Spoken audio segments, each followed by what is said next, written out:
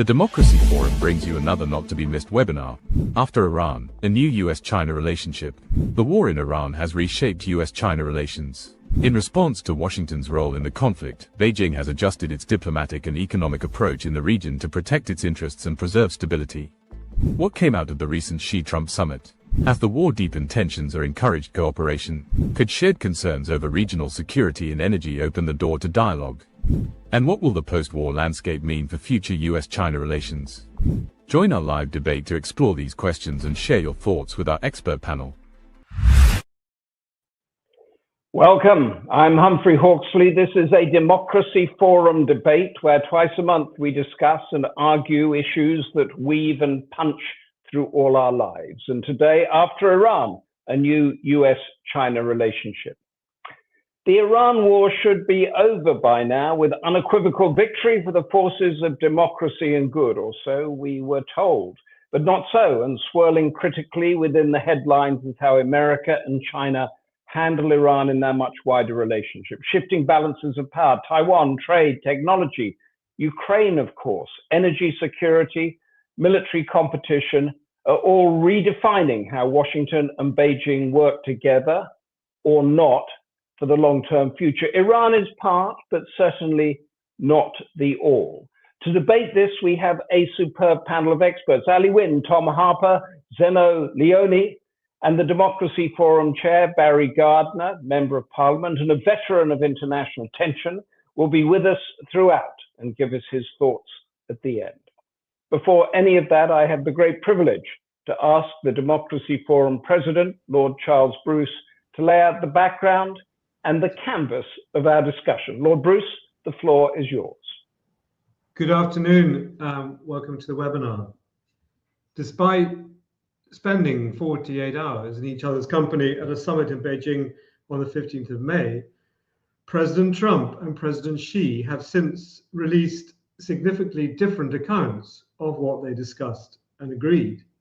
It's timely, therefore, that the Democracy Forum has arranged this event today to help us understand how this bilateral relationship is responding to the shadow cast by the Iran conflict. We're very fortunate that such an eminent panel of experts has been gathered under the moderation of Humphrey Hawksley to discuss the issues raised in the summit, and I look forward to hearing their contributions. Although the summit was postponed by President Trump in order to buy the time he needed to achieve more leverage over Iran, there was barely any mention of the conflict by either side, although the White House intimated that both leaders agreed that Iran should be denied nuclear armament and should reopen the Strait of Hormuz. Beijing instead emphasized caution, calling for dialogue and the continuation of peace talks. As analysts have observed, I quote, "The difference is subtle but important. Washington wants China to help solve a crisis. Beijing wants to avoid being trapped inside one." Well, it's interesting too that the summit introduced new phraseology to reflect China's purpose of deterring the United States and its allies from adopting a defensive posture on Taiwan. Indeed, President Xi attempted to persuade President Trump to accept a new framework of strategic stability, emphasizing that, I quote, "the Taiwan question is the most important issue in China-US relations. And if mishandled, the two countries could face confrontation or even conflict." But within hours of the summit ending, this new framework was tested as President Trump equivocated on a pending $14 billion arms deal with Taiwan, suggesting he was not about to abandon America's default position on respecting an independent sovereign Taiwan, the policy of strategic ambiguity. "I may do it, I may not," he said when interviewed by Fox News. Although specific trade wins for the United States were announced at the summit, such as Boeing jetliners and agricultural products, the proposal for creating new boards for trade and investment may ultimately have little impact on the inequitable nature of China's heavily state-subsidized industrial model, or the perceived security risk of Chinese inward investment into the United States. Above all, perhaps, this summit will be remembered for the uneasy and imbalanced nature of the relationship. As Zhongguan Liu of the Council for Foreign Relations observes, I quote, "It should not be mistaken for a return to engagement as usual. It is something more transactional and potentially more unstable. Managed rivalry through bilateral bargaining." And she adds, "China fears American volatility more than American power, but Beijing has limited appetite, experience, and capacity to replace the United States as a security provider." Well, thank you very much for deciding to watch our webinar this afternoon. And if you have any comments or questions for the panel, please pass them through the chair. Thank you, Lord Bruce. A constructive relationship of strategic stability. There's lots of new diplomatic phrases being flung around at the moment. Our first panelist is Ali Wyne, Senior Research and Advocacy Advisor for the on US-China relations at the International Crisis Group, whose mission statement is preventing war and shaping peace. His former jobs include the Carnegie Endowment, the Rand Corporation, the Atlantic Council, and others, and he's written widely on the US-China situation. His latest book, America's Great Power Opportunity, Revitalizing US Foreign Policy to Meet the Challenges of Strategic Competition. Ali Wyne, Iran, China, America. How much of a relationship reset will there be? Well, thank you so much for having me. It's an honor and a privilege to be with all of you this morning, my morning. I'm speaking to you from Washington and your afternoon, I suspect. Let me offer a few thoughts. I don't want to sound overly sanguine about the impact of the war between the United States and Iran on China. It does pose headaches for China. And I think that there are two headaches that come to mind in particular. One, the longer that the Strait of Hormuz is de facto closed, the more that China's energy resilience will come under strain. I think that China is better equipped than some of America's Asian allies and partners to weather a short-term disruption to commercial traffic across the Strait of Hormuz, but a more protracted closure does begin to test, or would begin to test, China's energy resilience.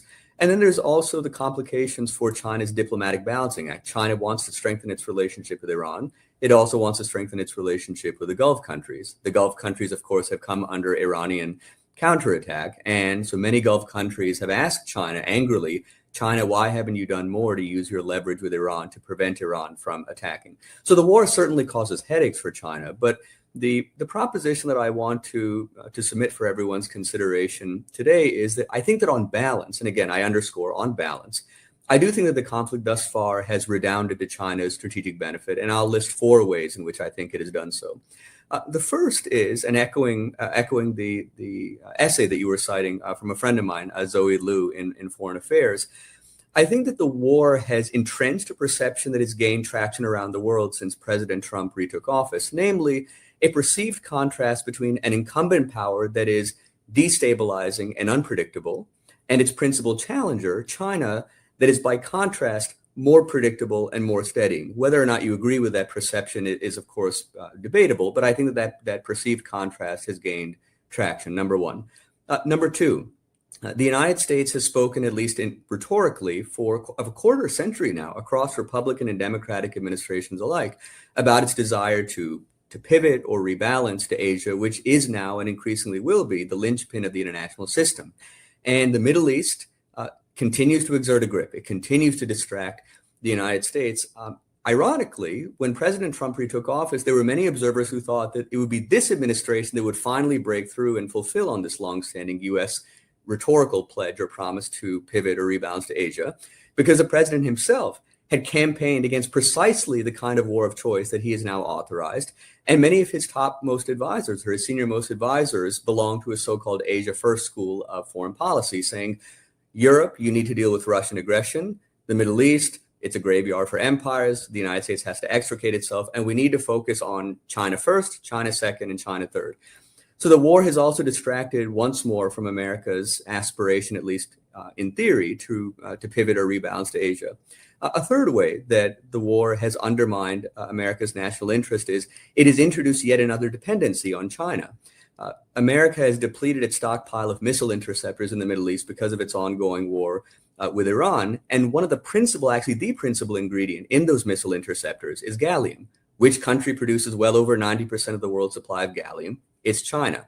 So the United States now is dependent on gallium exports from China to rebuild or replenish rather its stockpile of missile interceptors in the Middle East. One last way in which I think that the war has redounded to China's strategic benefit is in energy. Now, as I said, in the short term, I do think that this conflict will strain China's energy resilience, but over the medium to long term, a growing number of countries, including critically a number of US allies and partners, are concluding that fossil fuels in the Middle East are an irredeemable energy, economic, and security liability. They say that we have to double down on our clean energy transitions, and it's going to be difficult, if not impossible, to double down on your clean energy transitions without green inputs from China. So I think that on balance, despite causing headaches for China, the war thus far, I think, is redounding to China's strategic benefit more than America's. Wyne, thank you very much for that very concise conclusion. How much of in the whole US-China relationship, you've got to put critical minerals, you mentioned Ukraine, energy, trade, the whole thing. What percentage, is Iran a factor of that in the mix? Is it leverage? What is it? It's significant. It's very significant. So it's introduced, well, first of all, it has introduced important new frictions into the relationship between the United States and China. I'll just give you one example. So the United States, in order to slow the oil trade between China and Iran, it has imposed sanctions on they're colloquially known as China's sort of teapot oil refiners. So the U.S. Treasury Secretary Scott Bessent, I think this was last month, if I'm not mistaken, he announced sanctions on 5 Chinese oil refiners. China, in response, for the first time, invoked a measure that the Commerce Ministry introduced in 2021, known as, it's called a blocking measure. And the idea of the blocking measure is that if the Chinese government deems that sanctions that have been imposed externally are unfair, they're not compliant with Chinese law, then the Commerce Ministry says to Chinese companies, you don't have to comply. And I think that it's very significant that China has invoked that blocking measure for the first time. So the Iran war has introduced new tensions between the United States and China. And I think that the longer that it drags on, the more that it sets up a competition between the United States and China to shape a global energy order that will come after the war. So, and as I mentioned, I'll just make one last point. I do think that it creates additional sources of leverage for China. So China says, America, you need our gallium exports to replenish your stockpile of missile interceptors. And importantly, I didn't make this point earlier. Given the role that China played, at least behind the scenes, in getting Iran to come to the negotiating table, resulting in that April 8th ceasefire, there isn't going to be a military solution to the war between the United States and Iran. There will only be a political settlement. And there's, I think, a strong likelihood that China will once again have to play a role in bringing Iran to the negotiating table. So the conflict has introduced many sources of leverage for China. So at this stage, when we talk about before this blew out, you had the sort of Russia, China, Iran, North Korea was this sort of nexus consortium, whatever you want to call it. At the moment, it is prevailing. So I wouldn't overstate the. I'm sort of dubious around notions of an alliance of autocracies or sort of. Well, but in the sort of the narrative that we in the West have been told about this, it seems that Iran and China are benefiting. That's the wrong word, but you know what I mean on this. The beneficial, you were saying. Well, sure, and I think we'll hear a number of ways. So take Russia. You mentioned Russia just a minute ago. Russia right now is replenishing its oil coffers. It's because of the conflict between the United States and Iran and the spike in oil prices. China, I think, has benefited in ways that I've mentioned. And Iran. Now, obviously, Iran has taken an enormous military hit. If you look at the degradation of its conventional military facilities. But Iran essentially now has a de facto veto over commercial traffic that is transiting across the Strait of Hormuz. And the Strait of Hormuz, prior to the initiation of this conflict, 20% of the world's oil supply was going through that critical waterway, and 20% of the world's liquid natural gas supply was going through that waterway. So Iran now has, I think, a de facto veto power over that critical waterway. And what Iran has demonstrated, there's an asymmetry between what the United States has to do to be able to say that it won and what Iran has to be able to do to demonstrate that it won.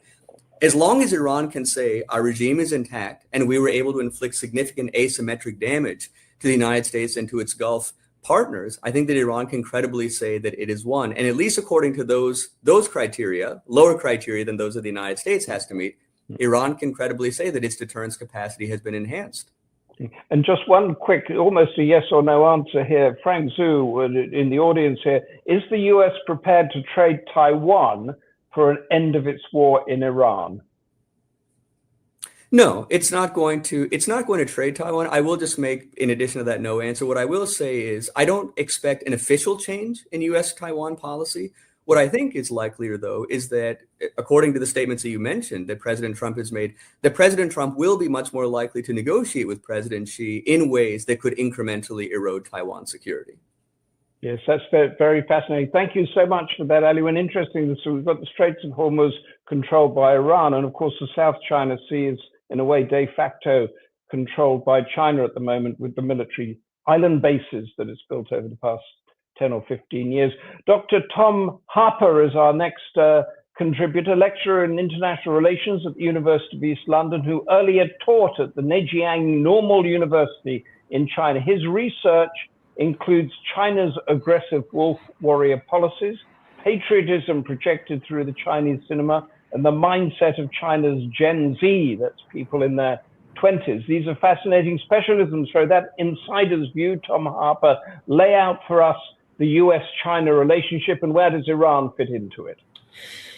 Okay, so thanks for having me on. I'm joining over from London. So I think regarding the US-China relationship so far, so if we were to use the Trump-Xi meeting, so in terms of material gains, it was rather lacking. But what was notable about it is that it had more sort of symbolic gains. So it shows again about how the relationship can be managed.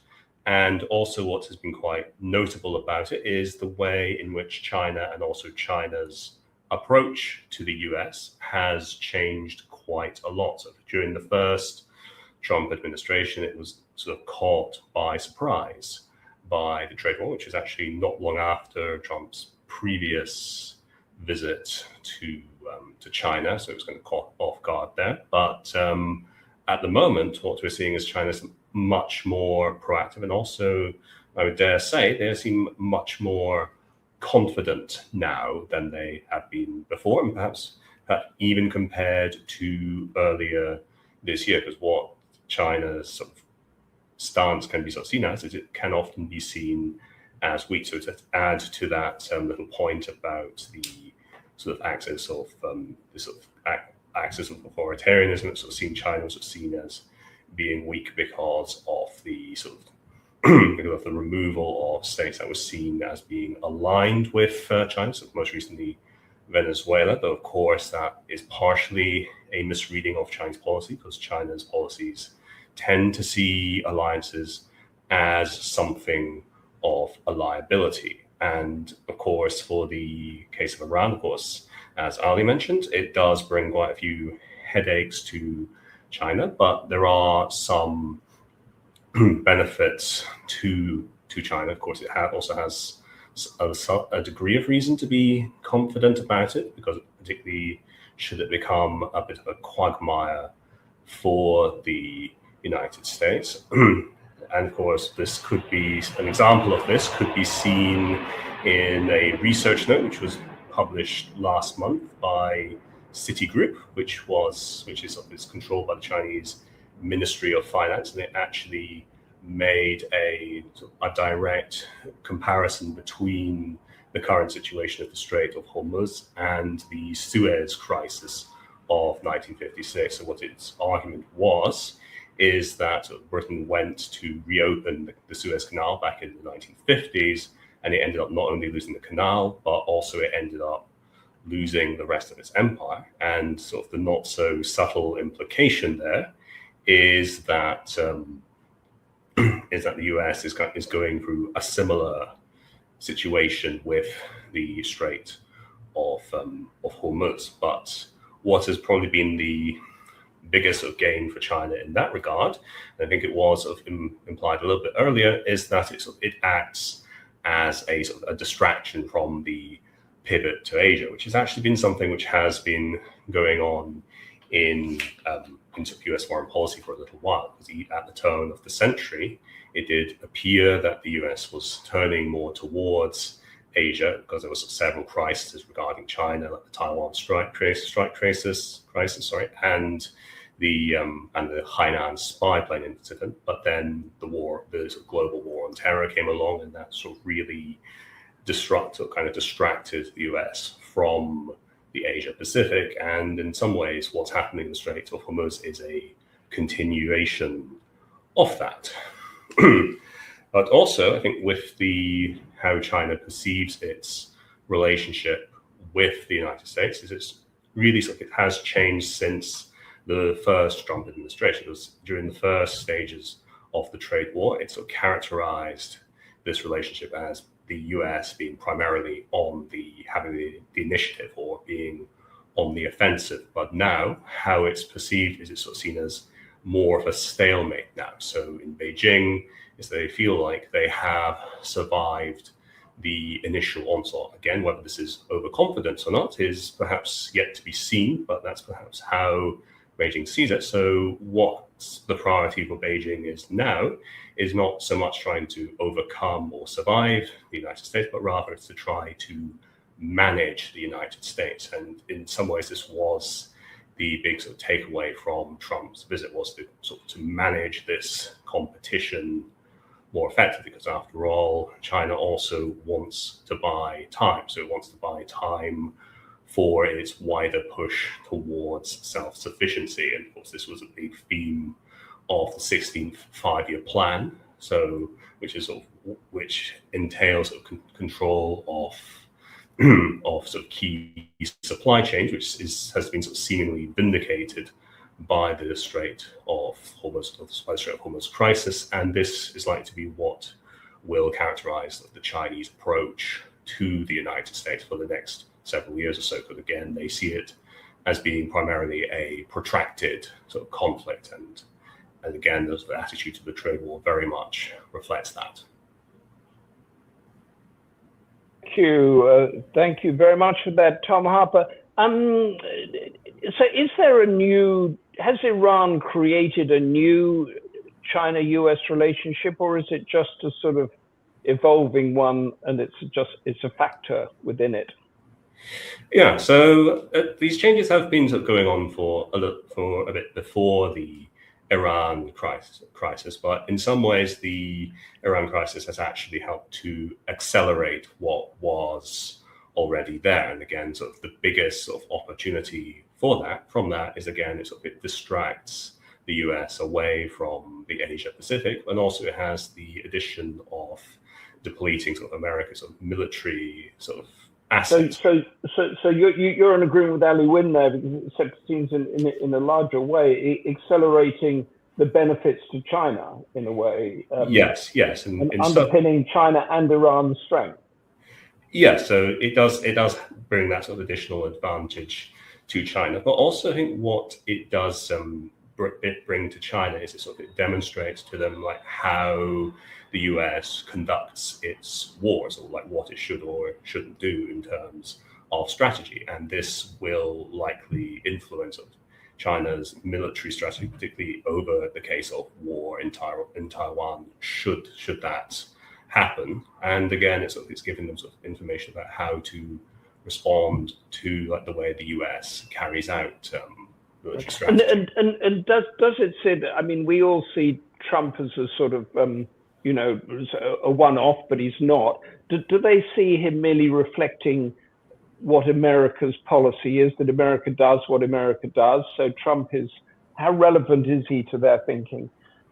There's always an element of that in there, because initially, when Trump first took power, they saw him as to kind of paraphrase Margaret Thatcher, he was a man they could do business with, which is kind of what took them by surprise with the trade war. But perhaps they see this Trump sort of moves as simply being again a sort of a manifestation of a wider American policy approach towards China, which is primarily aimed at sort of curtailing China's rights. So they sort of can see him as it's slightly different to previous forms, but again, it's sort of very much in keeping with that wider objective. Right. And just before I let you go, you have studied and researched Gen Z, the younger generation there. What do they think about it? What do they actually want for China? Yeah, so I think firstly, their attitudes are very different to previous generations. So they sort of grew up when China was during China's prosperity. So naturally, they tend to be much more sort of kind of more nationalistic, and they're much more sort of skeptical of sort of concepts from outside of China, because there was sort of a study that was done by the Oxford Journal of China's International Relations, which found that they tended to be much more hostile or much more skeptical of sort of ideas or concepts from like the Western world. And of course, one of the factors cited in that was sort of the rhetoric of Trump and other American politicians. So I think what will be interesting is, should this generation come to a position of influence, we're likely to see a China that's actually far more assertive than it is right now. Because but in that assertiveness, is it a forward-looking assertiveness, or is it like Russia, they want to recreate the great Russian empires again, or is it that China has got the technology and the intelligence and everything to forge a great future? Yeah, so I think there are sort of ideas, kind of like a mix of the both, because there's sort of is an allusion to China's traditional culture, particularly with the rise of what's called the Guochao movement, which emphasized sort of China's traditional culture and costume, which has been something I have been writing on a fair bit. But also technology is a key bit of it, because they sort of see China as an advanced country, particularly since they grew up through the experiences of development. But whether it will sort of create another, they wanted to create another tributary system, sort of similar to like perhaps how Russia's seen as wanted to recreate the old Tsarist empire, that's perhaps less possible. But generally, I think it's more pragmatic, perhaps. More pragmatic. Yeah. Tom, that is really useful. Stay with us, because we will come back to you.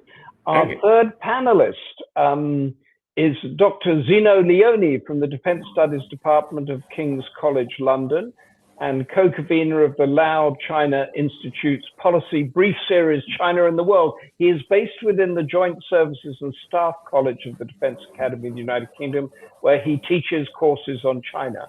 And his latest book, A New Cold War, US-China Relations in the 21st Century, and an earlier work, right on the nail of what we're talking about, Grand Strategy and Rising China, Made in the USA. So, after Iran, a new US-China relationship, do you agree or disagree with our two previous panelists?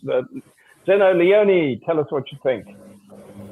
Thank you very much, Humphrey, and it's lovely to be here. So I think certainly it was I wouldn't say this meeting, this summit will be a historical watershed in the relationship, but it was important that it happened. I think it went well, aside from where there was a lot of diplomatic or politically correctness, but also some frank points being made by Xi Jinping and Donald Trump, especially when Xi said Taiwan is the reason that could take us to war, de facto. On the other hand, Trump said something along the lines, I respect you, I like you, but I know many people in the US don't want me to say that, something like that. And I think it suggested that, this statement suggested that even if the meeting went well and managed competition, I think it's probably the phrase that will describe this relationship in the next few years. There are some structural issues that obviously could not be resolved, and that's partly why I'm a little skeptic about this idea of a G2 or this idea of dividing the world into spheres of influence. I don't think we are there yet, despite sometimes the sort of rhetoric that comes from Trump, and we might sort of infer it from MAGA, the MAGA movement, or MAGA-informed discourses. But anyway, other than this, I wanted to answer the question by touching on two issues which were emphasized a lot on the media.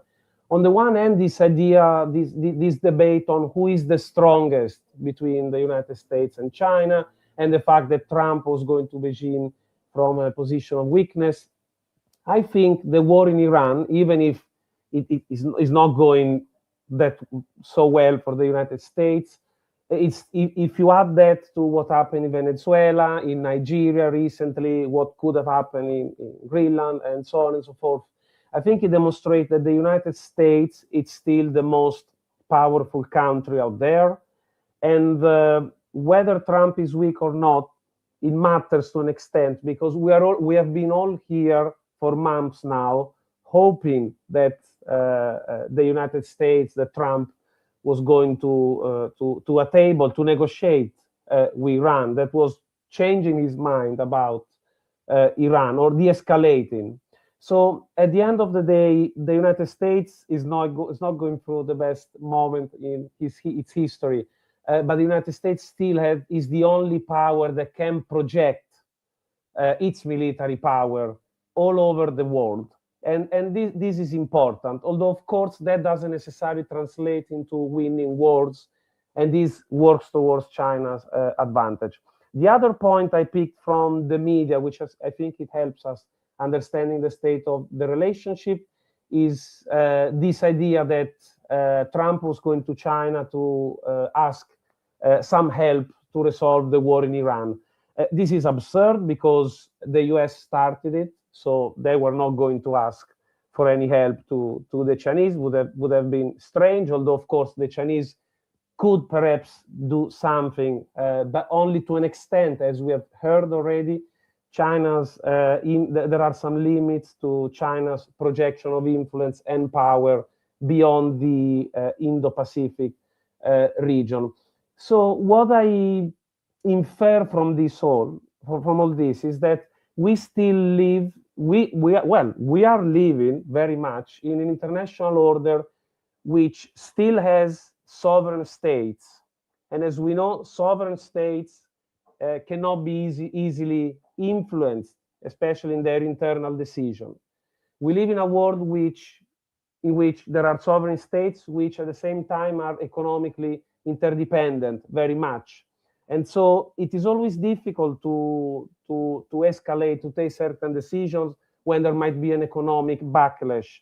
And this very much describes the relationship between the United States and China. And last but not least, geography still matters. Geography still imposes limits to the extent to which a state can apply influence and military power. So although as I said at the start of my intervention, I absolutely think that the United States continues to be the most influential power in the world, and that other countries are very cautious about picking up a fight with the United States, including China. That doesn't mean that the US can translate this military power easily into a successful influence of Chinese foreign policy, of Chinese domestic politics. And the Chinese know this, and they have tried to play Trump during the last summit in this regard. And I think this brings us back to the idea of managed competition. I think the United States will continue to be the most powerful country when it comes to this relationship, and China can use its strategic patience to pursue its interest when it can, and to please the United States, give something to the United States when necessary, when China is unable to apply leverage against the US or on this president. I think I will stop here because I feel like my two main points have have come across, hopefully clearly. I'm happy to answer any question. Thank you. And I'm going to be asking your two fellow panelists whether they agree with you or not on the no spheres of influence and the limits of the benefits that China and Iran have had on it. But in that whole mix of the US-China relationship, how big a factor is Iran? I think I think the big factor is the Gulf, continues to be the Gulf, not just Iran. So ultimately, Iran is for the United States is one of those many countries where the United States would like to see a more pro-Western, liberal or liberist sort of economic model, open to global capitalism, open to global markets. Is Iran as big or more or less of a factor than Ukraine in the US-China relationship? I would say yes. No, it definitely is, because it allows the United States, not just Iran, in projecting influence in the Gulf in general, but also projecting influence against Iran. It allows the United States to exert some leverage on China. And I think this was a sort of repetition of what we saw with the war in Iraq, essentially. It caused a lot of problems, a lot of questions, concerns in China. But the dilemma for China is that while it opposes American foreign policy in the region, or certain foreign policy, certain interventions, not all, at the same time, it doesn't have the power to prevent the United States from doing what happened in Iraq in 2003 or in Iran during this year. And I mean, the point you made about the US being by far the most powerful force in the world at the moment, we've debated that in various things through the BRICS and that on the Democracy Forum. But is there an acceptance within the Chinese leadership that it is not yet ready to project or set up its own world order? And therefore, when you say that Trump didn't go to Beijing to ask for help, that's because China knows it can only go so far. Absolutely. Normally as academics, we tend to strike the middle ground, right? But with regard to this question, I would say at the very least, this is objective. The Chinese leadership has emphasized many times in recent years that they still have a long way to go, that there are still challenges. I'm quoting pretty much literally. And I think in terms of foreign policy, it exactly means that China is not ready yet to challenge in an explicit way the United States.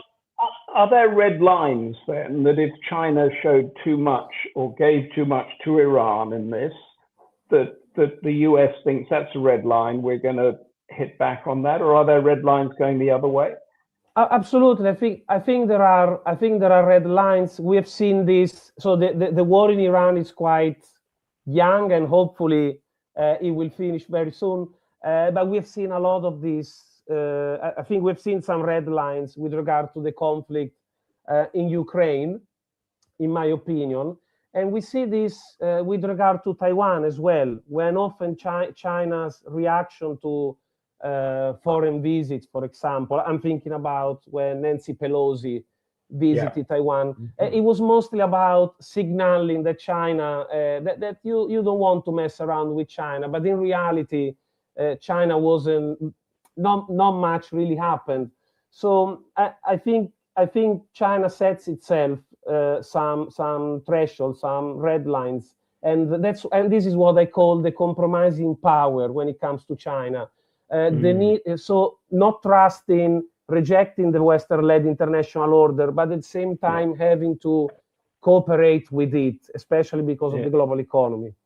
I'd like to give you a last question from one of the audience, Peter Cornish, and we've got a couple of others, and then open it up to the whole panel. But the media comes out saying not much was achieved during this meeting, but Trump admits to, this is Peter Cornish, in the light of President Trump admitted liking President Xi, are personal aspects overriding proper diplomacy in the current US-China relationship? I'd like to add my own take on that, is that he went to North Korea and met Kim Jong-un a couple of times, and the last meeting was said to be a bit of a disaster. But North Korea has been off out of our headlines for almost 10 years now, although nothing has been achieved in forms of agreements. Is this a similar situation? No, I don't think, as I said before, as Trump admitted, not everyone in the US agrees with that. And I think the meeting has showed that there could not be structural agreement, substantial agreement between the two countries. So I don't think the leadership as the agency, well, Trump as the agency to undermine diplomacy, the US diplomacy with China. But I think it was actually good in this regard, on this occasion, because it was important that the two leaders met. And as long as they meet and talk, it's good news for everyone, even if the achievements remain limited. Can I bring Tom, Harper, and Ali in again? I just want to ask Ali, do you agree with this last assessment that we've just heard, or that no spheres of influence, China limited in what it can do? So I'm skeptical of the notion of spheres of influence. I think I'm perhaps a bit more sympathetic to the idea of maybe spheres of preference or spheres of interest, but at least when we think of spheres of influence in the traditional sense, that these are geographically delimited, geographically bounded areas in which you can exercise influence, it's not clear to me, A, in view of how interconnected the global economy is, and B, in light of just the extant influence that the United States wields in the Indo-Pacific and the influence that China now wields in the Americas, that either country could impose a rigid sphere of influence. So just to give a couple of examples, let's say hypothetically that the United States were to decide tomorrow, it's not going to, but let's say that the United States hypothetically were to decide tomorrow it wants to walk away from the Asia-Pacific. Over the course of several decades, it has built up, it has a very extensive network of military bases, it has very deep military relationships in the region, intelligence relationships. There's a lot of inertia that undergirds America's influence in Asia. So China wouldn't be able to impose a sphere of influence that excludes the United States. And in the Americas, on the other hand, despite the actions that the United States has taken against Venezuela, actions that it seems to be contemplating against Cuba, to give a couple of examples, China has very extensive economic relationships and diplomatic relationships in the Americas. So I'm skeptical of the notion of spheres of influence. I might say spheres of preference or spheres of interest. Okay, so Ian Clark has just come in with a comment, really, which I think in the West we perceive China as trying to replicate and replace the US as the leading power, whereas most others in the world, including in China itself, see China as encouraging cooperation between countries as peers. Tom Harper, is he right or wrong? Yeah, so I think with the perceptions of what China is going to do, it's there is the sort of common perception that China wants to replace the US as the main superpower, so to try and create its own kind of unipolar order, which I think is not really what China wants at all, because in many ways China was actually one of the big beneficiaries of the post-Cold War globalized order, which was weakened by the 2008 financial crisis, and it was really kind of went since 2016. So in some ways, China doesn't actually want to take on that kind of burden. In fact, it actually did very well for its development during that time. So why are we in the West being told constantly that it wants to create its own new world order? Just give me a very quick line on that, will you? Yeah, so it has its own order, and it has ideas of a world order. Like often the Belt and the Road is sort of held up as an example of this, but that's primarily sort of more of an economic and developmental thing rather than like a comprehensive political vision. It's not the whole post Second World War Bretton Woods UN thing. It's often compared to that, but No, I don't think it's quite as ambitious as that. No. No, it's thank you. I'm going to give two other questions to the audience. We go around again before we come to Barry Gardiner. Fun Sakya, how will China and the United States handle the continuing challenge of balancing rivalry with pragmatic collaboration? Very good point. Philip Bowman, linked but more regional. Xi's comments about US decline suggest China might see itself as having more scope in the Indo-Pacific as a result of the Iran war. What do the panel think? Let's go, Zeno. You're still with us there? Zeno Leoni? Yeah, how the US handle this and China handle this relationship. I think well, there's different ways of looking at it. Usually, how I see it is I highlight the importance of the civil society, or the more domestic interest of these two great powers, which I've explored recently in a paper on UK-China relations, but is the same perspective really. There are a lot of pressure on a lot of interest, economic interest, and these are fundamental in keeping the relationship, tension below a certain threshold. For me, it was amazing to read that during the pandemic, when the two governments at a high level were essentially arguing against each other, Chinese and US scientists hit a historical record of scientific cooperation that also included COVID. It didn't include the vaccine specifically, but just to say, I mean, there are very powerful ties at the subnational level.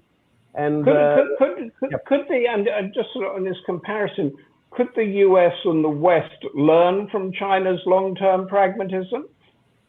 Is it not Are we not pragmatic enough?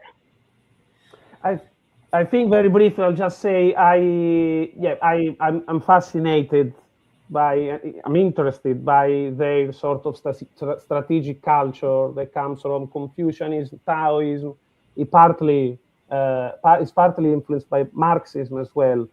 This idea of capturing, acting when in a more opportunistic way, leveraging the momentum, not fighting to export democracy or ideas, but actually fighting the war that you can win.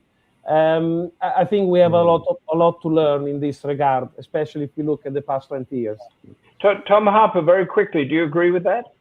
Yeah, I think there is for the China model. Yeah, I think there is something to be learned from there. And in fact, the China model has actually been subject to a lot of praise, particularly in the developing world. So that which is the Indo-Pacific. To Philip Bowman's question, the Indo-Pacific looks towards China as a more pragmatic, stable model. Yeah, so that's definitely the sort of the image that China wishes to project, because that's sort of the narrative they're trying to present, is that China sort of is more stable, it's more reliable, it doesn't ask too many questions. And how untrue or true is that? Well, I think the not asking too many questions, I think, is probably true. And also, I think that seems having less ties. But I think whether that truly is not sort of more stable or hands-off, that's maybe a bit more contention, especially regarding certain projects. That is definitely more contentious. Like the Belt and Road that you mean. And exactly. Ali, when you're in Washington, could Washington be more pragmatic in its government, or has Beijing got the right model? What's your view on that? Well, so as you said, I am sitting in Washington right now. I think that President Trump, sort of perhaps in spite of himself, has actually expanded the Overton window in China policy, and is actually, by virtue of certain foreign policy missteps, the fallout from the Liberation Day tariff campaign, the fallout from the Iran war, President Trump has actually stumbled, I think, into a more sober appreciation of China's power to absorb American pressure and to counter American pressure.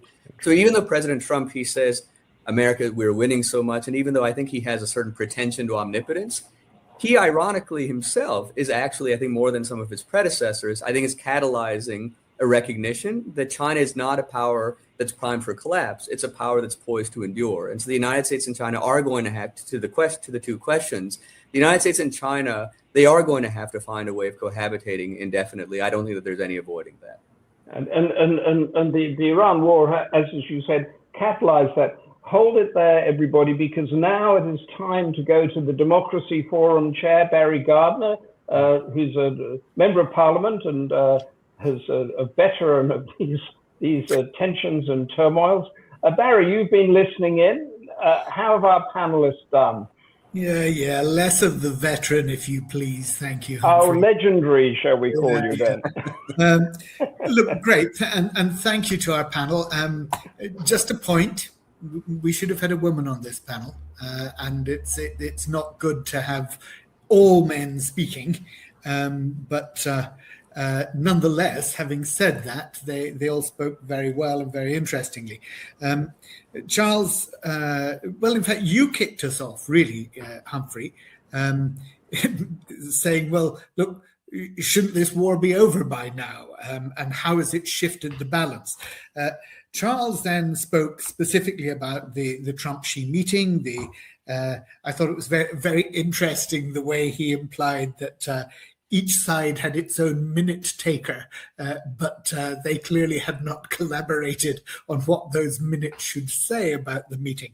And this idea that he floated, which is certainly current, that Trump had gone there wanting China's help, and obviously Ali came to that later.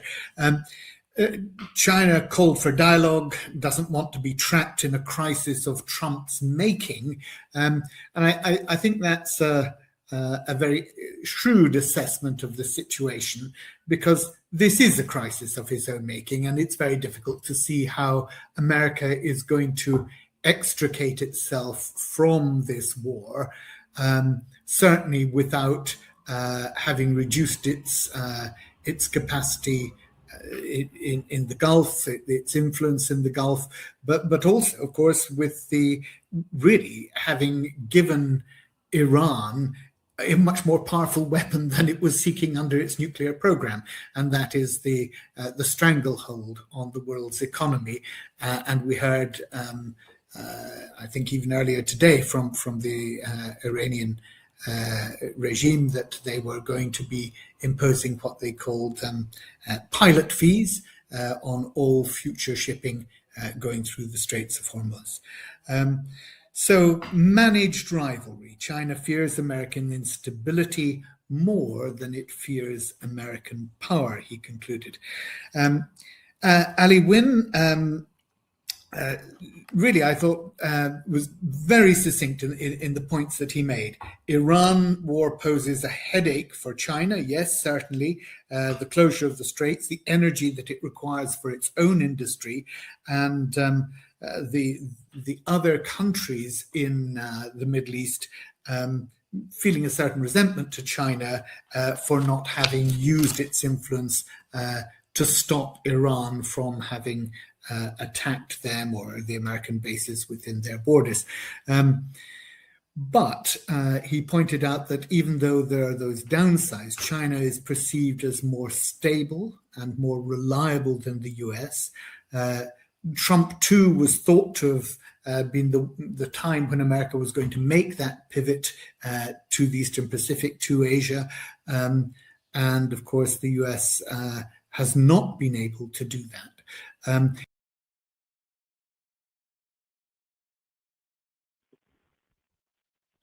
I think we've lost Barry Gardiner there. Do we have other panelists with us?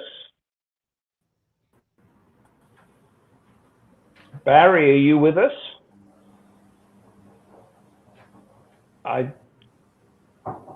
If Barry is not with us, we can let us let us continue, because we have a few issues that we haven't. But if we could get back to what I'd like to get is there a new US-China relationship evolving here because of Iran? This idea that it's catalyzed the war itself, why ever and it was started and whether it was mistaken or not, has catalyzed an understanding from Washington, perhaps, of what Iran is and what China is and what America has to do in order to balance that. Ali Wyne, you started us on this theme. Just give us a line.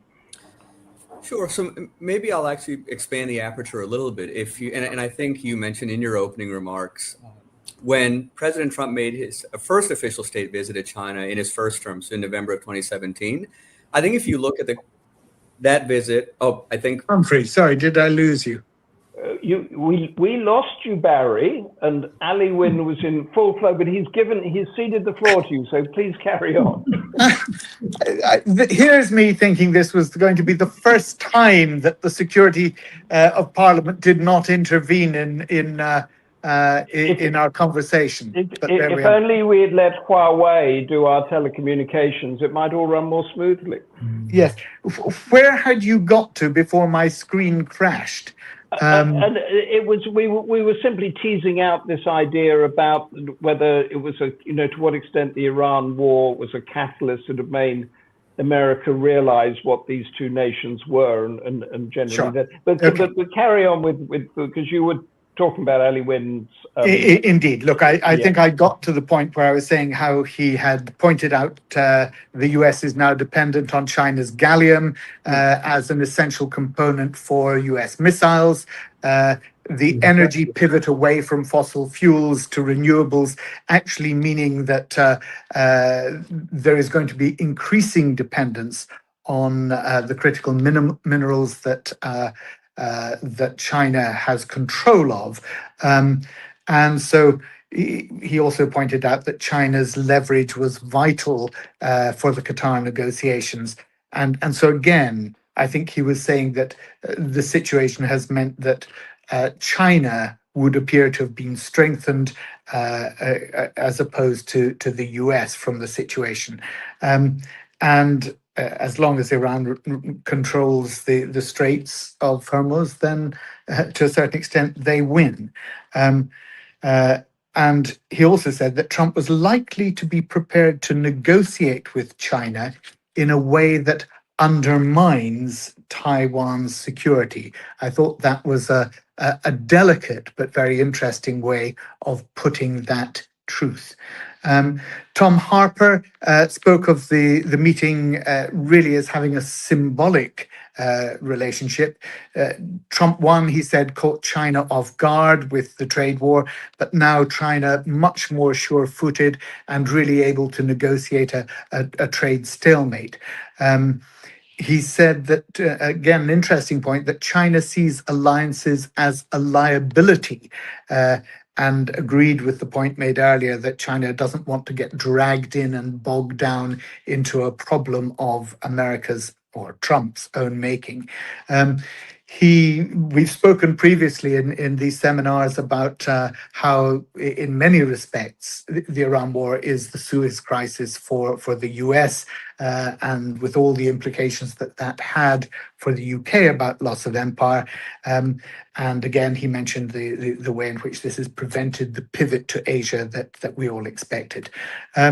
So he said China is now wanting to manage the relationship and really get on with enacting its 16th five-year plan, which is a plan for self-sufficiency. And that, I think, played into what we then came to talk about with Dr. Leoni. And he spoke again about how the summit was important, but not historic, the possible conflict of Iran. And then he said, look, there's two issues.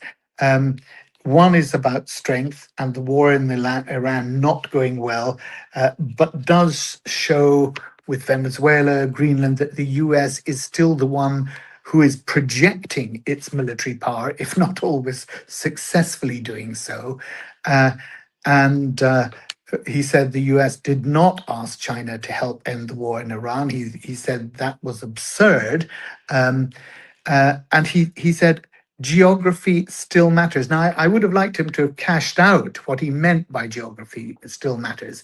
I always used to say that if you scratch geography, you find, if you scratch history, you find geography, because all history, in effect, is is a function of the geography.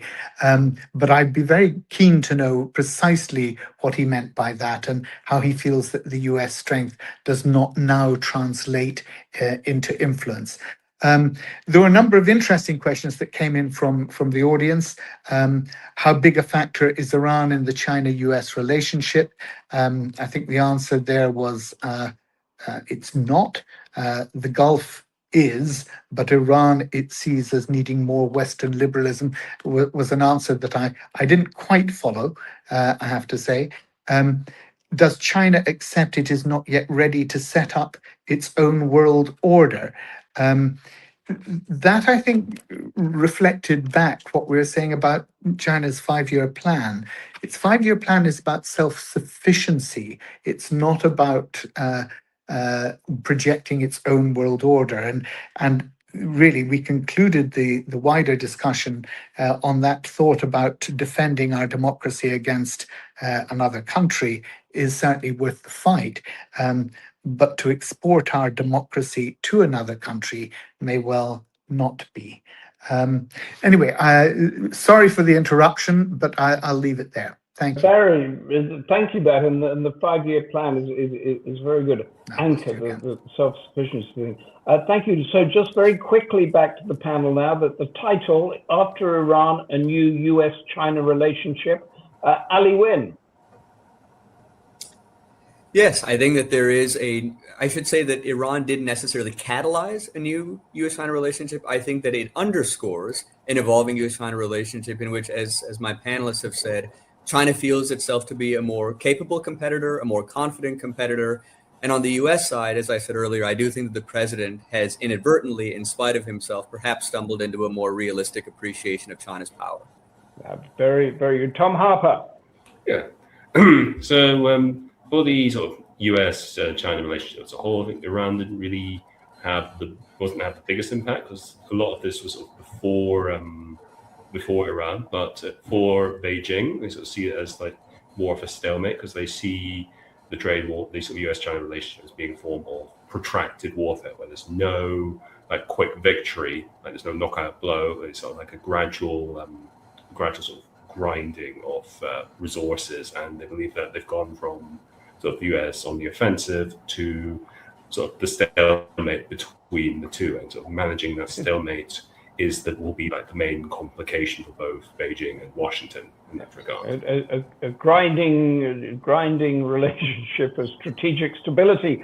Thank you, Tom Harper. Zeno, Leoni, could you give us a line, and also Barry's question about the geography?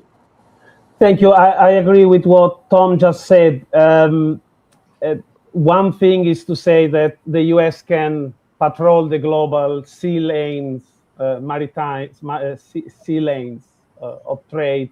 Another thing is to impose its influence. But it's not just the US. I think everyone, all the actors we mentioned, the US, China, and Iran, out of this crisis have sort of reassessed their and find out that they all have strength, but also weaknesses, and that there are limits to powers depending on not just on your military budget, but on many other factors.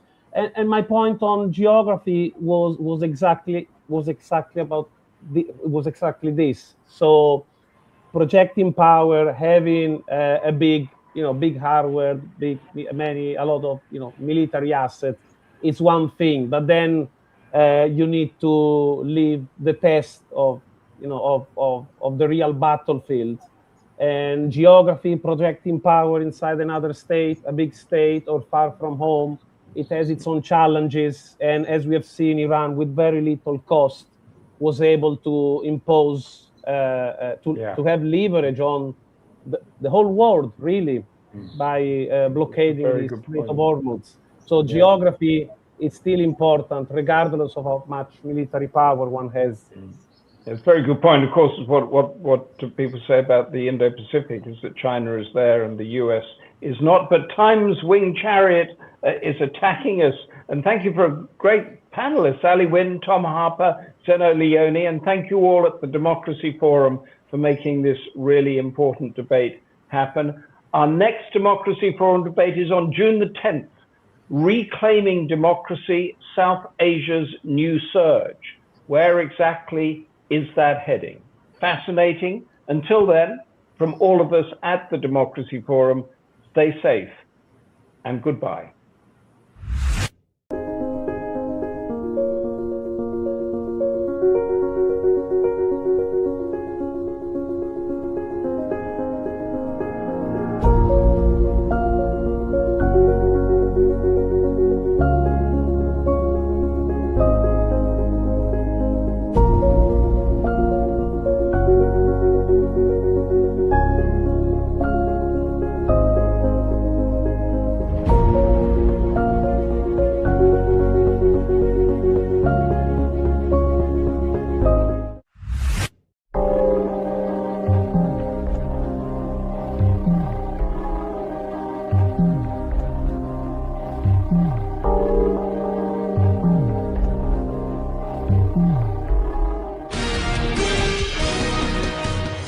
The Democracy Forum is a not-for-profit organisation founded in 2009 under the patronage of Baroness Nicholson of Winterbourne. Its principal goal was to work for the furtherance of democracy, peace and the rule of law in order to counter religious fundamentalism and intolerance in our global communities. In an increasingly fractured world, this goal continues to be the driving force behind all of the Forum's activities. Lord Charles Bruce is the current president of the Forum. Since its inception, the Forum has hosted and co-hosted seminars on a wide variety of topics relating to democracy and human rights across the world. The Democracy Forum encourages academics, students, journalists and other socially and politically conscious people to attend our seminars and to participate in the question and answer session. Details are available on our website, thedemocracyforumlimited.com.